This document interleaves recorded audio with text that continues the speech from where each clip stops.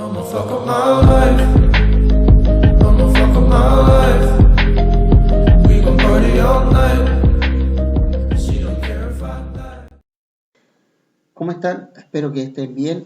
Como siempre digo, este video se lo subo también a YouTube para aquellos alumnos y alumnas que no tienen acceso a estas clases a través de Classroom, puedan también visualizarlo allí en YouTube. Y no olviden quedarse en casa. Nosotros hemos estado hablando en clases anteriores acerca del proceso que ha sido la ilustración. Hablamos, ¿no es cierto?, de todo lo que significó estos nuevos pensadores, las ideas que ellos planteaban, y habíamos dicho que los reyes habían tomado esta idea de la ilustración y se había transformado, ¿no es cierto?, en el despotismo ilustrado. Pero también dijimos que no era lo que se pretendía ni lo que se quería. Por lo tanto, van a haber dos procesos que van a ser importantes, que van a ser, por un lado, la independencia de Estados Unidos y otro que va a ser la Revolución Francesa. Estos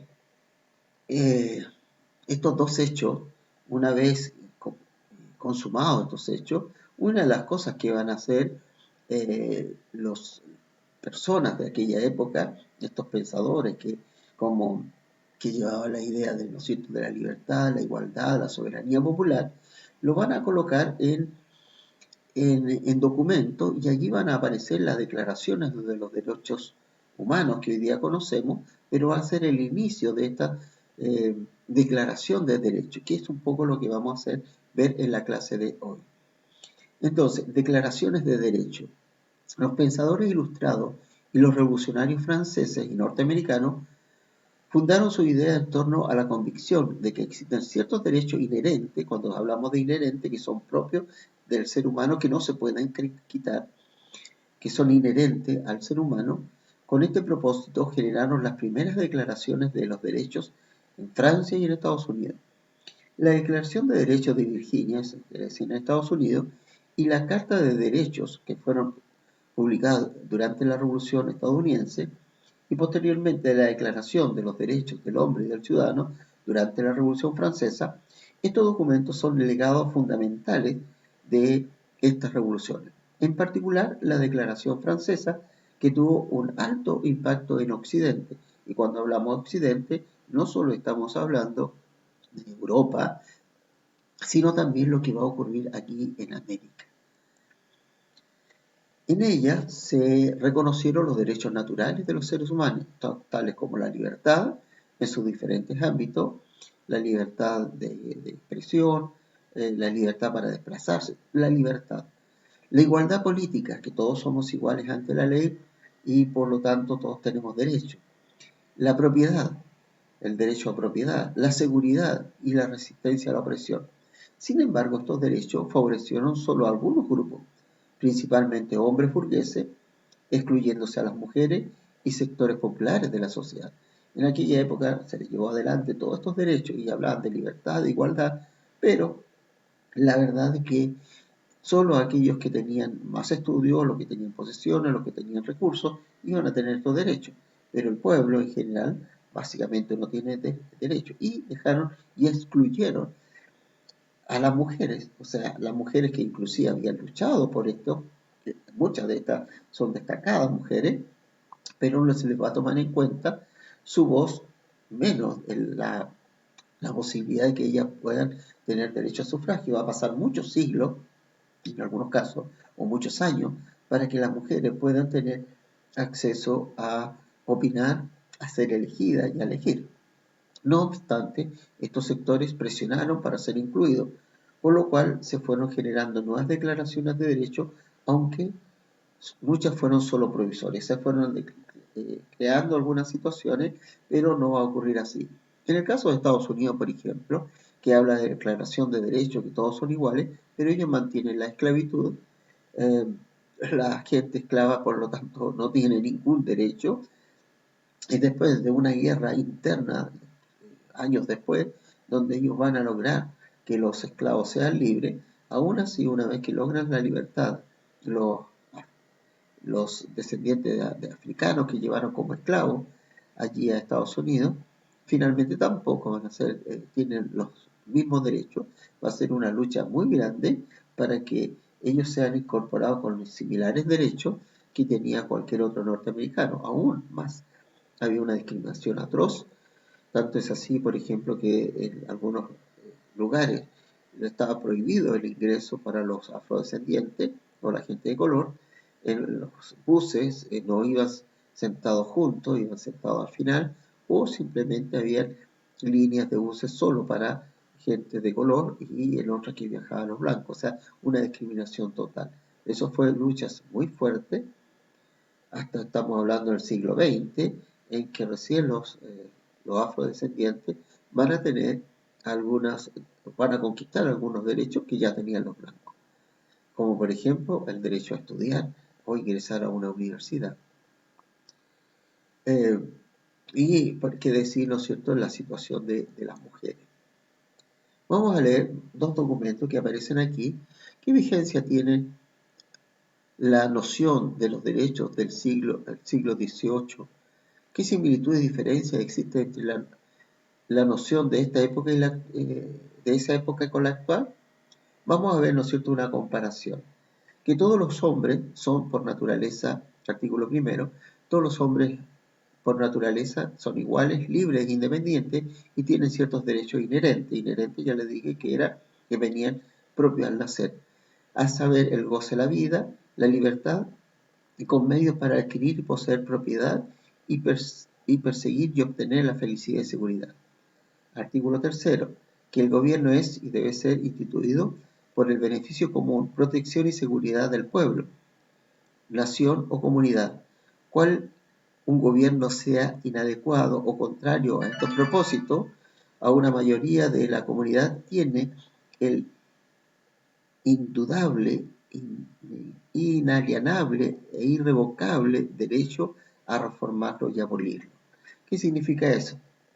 Que si hay un gobierno tirano, o sea, la ciudadanía, ¿no es cierto?, tiene el derecho de cambiar ese tipo de gobierno, ¿ya? Porque el gobierno, ¿no es cierto?, debe ser instituido para el beneficio común y protección y seguridad del pueblo o nación o comunidad.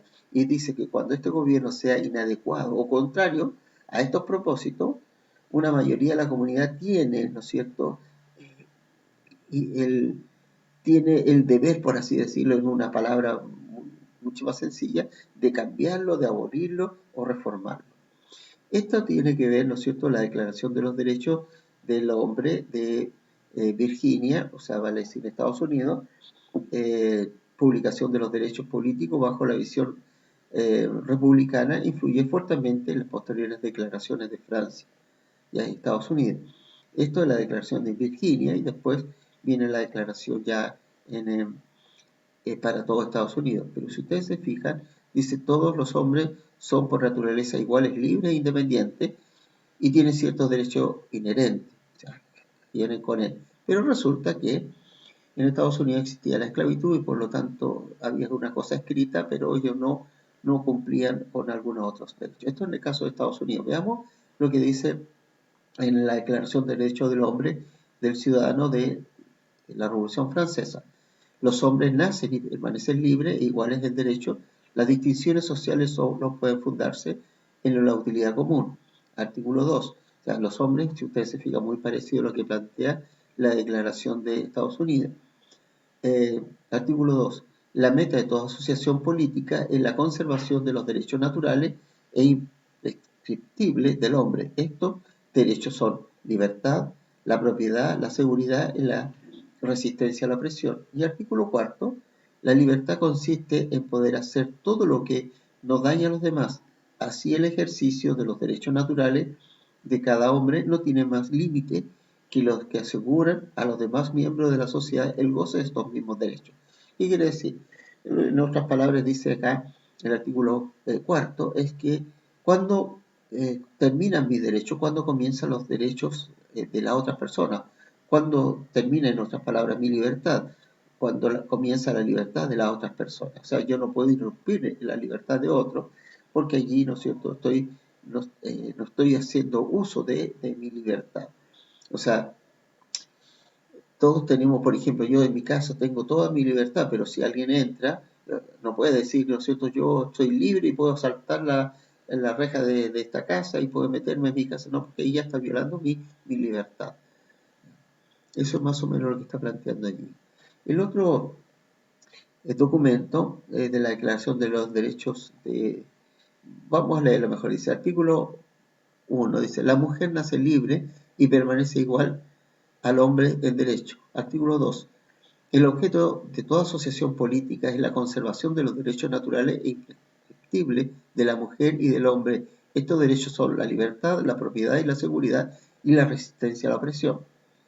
Artículo 4, la libertad y justicia consisten en devolver todo lo que pertenece a los otros. Así el ejercicio de los derechos de la mujer solo tiene por límite la tiranía perpetua que el hombre le opone. Esto es de Olympe de Gouges, 1791, Declaración de los Derechos de la Mujer y la Ciudadana. Si ustedes se fijan, ¿no es cierto?, hubo una declaración de los derechos del hombre en la Revolución Francesa. ¿Qué hizo esta mujer? Tomó estos mismos derechos, fue una escritora y política francesa que redactó la Declaración de los Derechos de la Mujer tomando los derechos del hombre y de la ciudadanía. Uno de los primeros documentos en que se reclama por la emancipación y la igualdad de las mujeres con respecto a los hombres, porque finalmente toda esta declaración tenía que ver con los hombres, y qué pasaba con las mujeres. Entonces esta escritora política francesa toma esta declaración y la transforma también en la Declaración de los Derechos de la Mujer. En la actualidad, el reconocimiento de los derechos esenciales se expresa en la Declaración Universal de los Derechos Humanos, establecida por la Asamblea de las Naciones Unidas en 1948, eso después de la Segunda Guerra Mundial, declaración que Chile firmó y por lo tanto también la incorpora toda esta declaración a lo que es la Constitución Política de nuestro Estado. Su promulgación se considera como la base del reconocimiento de los derechos fundamentales por parte de cada Estado, que son los principales responsables de suscribirse y asegurar las condiciones sociales adecuadas que permitan su correcta materialización. La Declaración Universal de los Derechos Humanos, si ustedes se fijan, es muy parecida a lo que planteaban tanto en Estados Unidos, estamos hablando finales del siglo XVIII, se planteaba en Estados Unidos y en Francia. Artículo 1 dice, todos los seres humanos nacen libres, iguales en dignidad de derechos y dotados como están de razón, conciencia y deben comportarse fraternalmente los unos a los otros. Artículo 2, todas las personas tienen todos los derechos de libertad proclamados en esta declaración sin distinción alguna de raza, color, sexo, idioma, religión, opinión política o cualquier otra cosa. Si ustedes se fijan, aquí lo que agrega es algo que es fundamental. Todas las personas tienen los derechos y libertades, pero dice sin distinción de raza, color, sexo, idioma, o sea, todos tenemos los mismos derechos, no importa la condición que nosotros tengamos. El artículo 18, todas las personas tienen derecho a la libertad de pensamiento, de conciencia y de religión. Artículo 18, bueno, ya lo había tomado, dice el artículo 22, todas las personas como miembros de la sociedad tienen derecho a la seguridad social y a obtener mediante el esfuerzo nacional y la cooperación internacional habida cuenta de organización y los recursos de cada Estado, la satisfacción de los derechos económicos, sociales, culturales, indispensable a su desigualdad y al libre desarrollo de su personalidad. ¿Qué significa esto? O sea, que todas las personas tienen, como miembros de la sociedad, tenemos derecho a la seguridad. Esto quiere decir, cuando hablamos de seguridad social, estamos hablando de educación, salud, etc. ¿ya?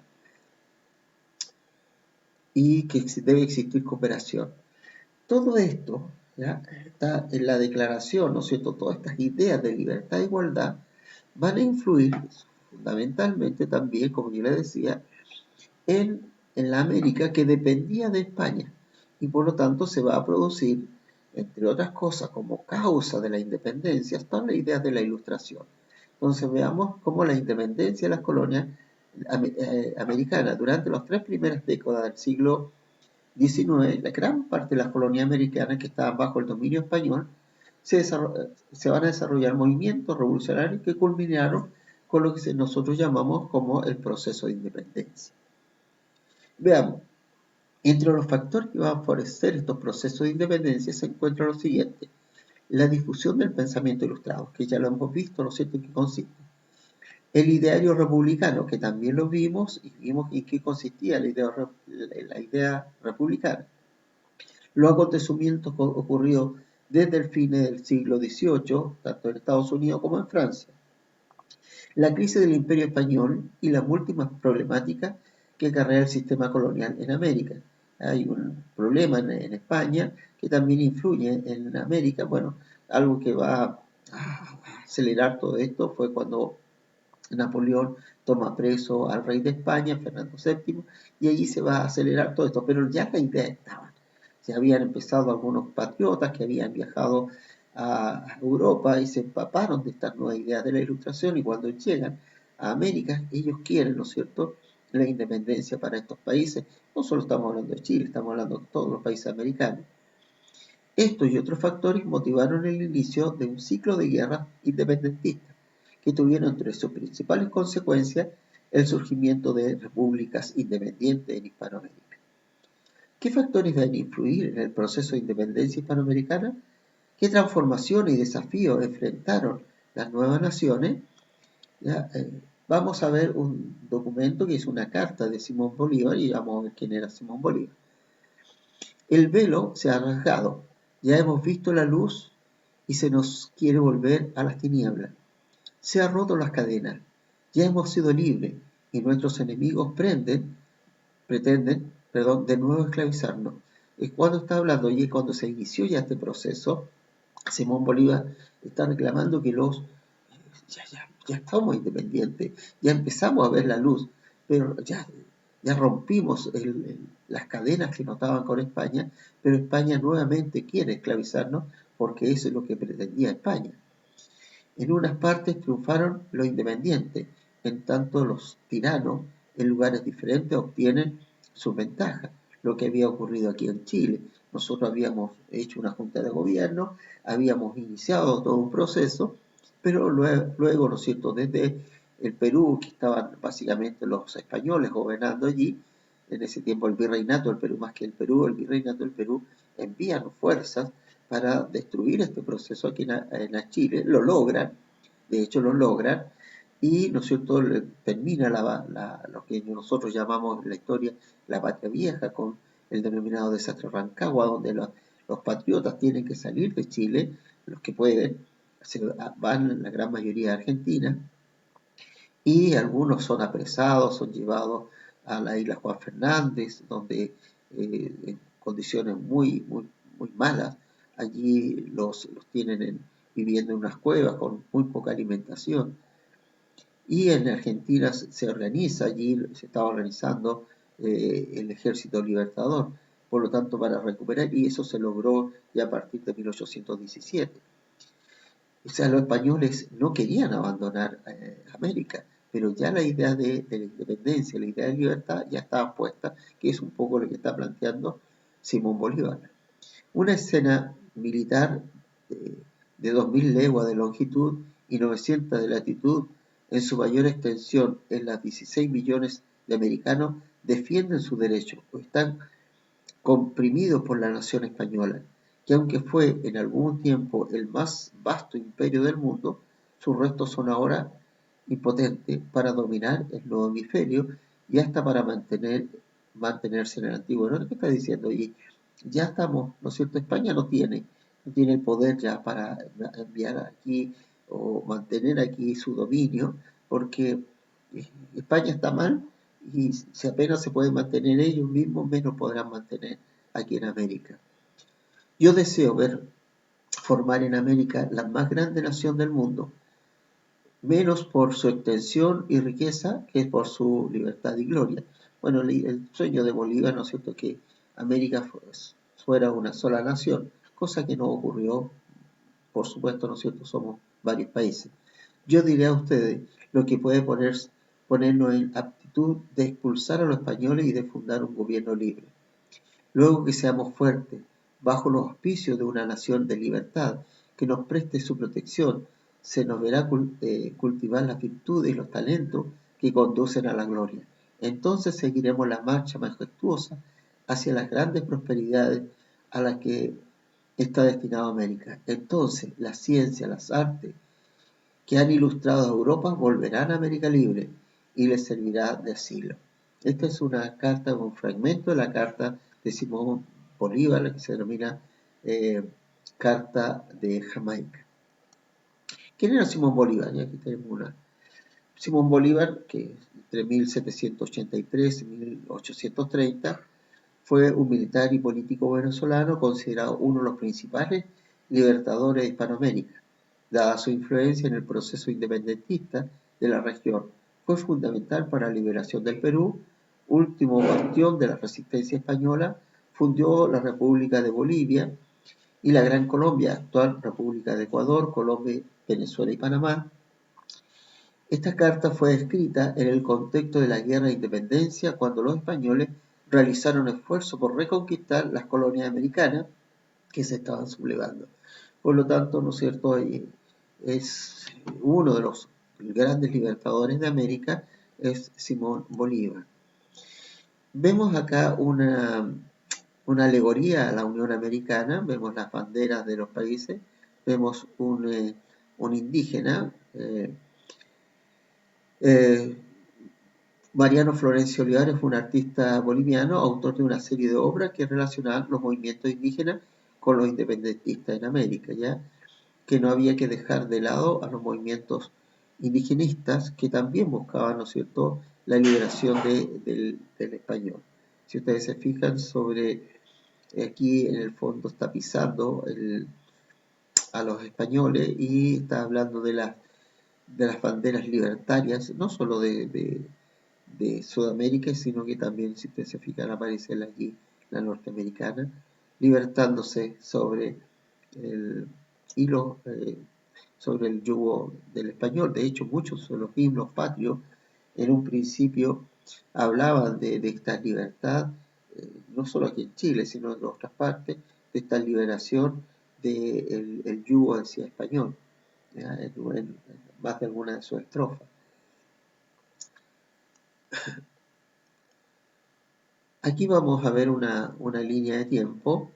Está en su libro de otra manera, pero traté de que sea lo más visible. Que comenzamos, ¿no es cierto?, en 1804, se concreta definitivamente la independencia de Haití, que fue uno de los primeros países a independizarse, aun cuando ellos eran colonia de Francia. Por lo tanto, la diferencia era esa, porque ellos, al tener Francia un estado distinto, que ya no eran monarcas, sino que recuerden, ¿no es cierto?, hubo una revolución, por lo tanto, para ellos fue, no digo más fácil, pero la independencia fue distinta en el caso de las colonias americanas. Ahorita Haití era una colonia francesa. Tenemos en 1808 se inicia los procesos de independencia de las colonias hispanoamericanas, ¿ya? Allí se van a iniciar todos los procesos en México y en otros lugares más. En 1810 comienza, ¿no es cierto?, la Revolución de Mayo en Argentina, la 1810 la primera Junta de Gobierno en Chile y en 1810 también en algunos otros países. En 1818 se firma la Declaración de Independencia de Chile, por lo tanto a partir de ese momento nosotros nos proclamamos ya como un país independiente. Entre 1819 y 1823 se independiza Venezuela, Colombia, Ecuador y Panamá, y se unifican en un solo estado que va a ser, ¿no es cierto?, conocido en ese momento la República de la Gran Colombia. En otras palabras, durante esa época, estos países van a formar un solo estado o un solo país. Tenemos en 1821 la independencia del Perú, se independiza del Perú, nación se independiza Perú. Eso va a ser fundamental porque Perú, no es que en el Perú buscaban la independencia, sino que los americanos se veían en ese momento que Perú era, el virreinato del Perú, no estoy hablando del Perú, el virreinato del Perú era una amenaza para los países que ya habían logrado su independencia. Por eso era necesario unir fuerzas para lograr la independencia del Perú. Primero San Martín y posteriormente Bolívar, interceden en todo esto para evitar, ¿no es cierto?, que desde el Perú, y como ya había ocurrido, tanto para Chile y para Argentina enviaran tropas para eliminar estos procesos de independencia. Por lo tanto, era necesario lograr la independencia del Perú. Pero, repito, no es que Perú, o sea, muchos peruanos, ¿no es cierto?, como ocurrió en América, perdón, en Chile, en Argentina, en Venezuela, hayan buscado ellos la independencia, sino fue una que vino desde el exterior a lograr la independencia del Perú. Se independizan además algunas otras naciones americanas, como de América Central, y forman en 1824 la República Federal de Centroamérica. En 1825 se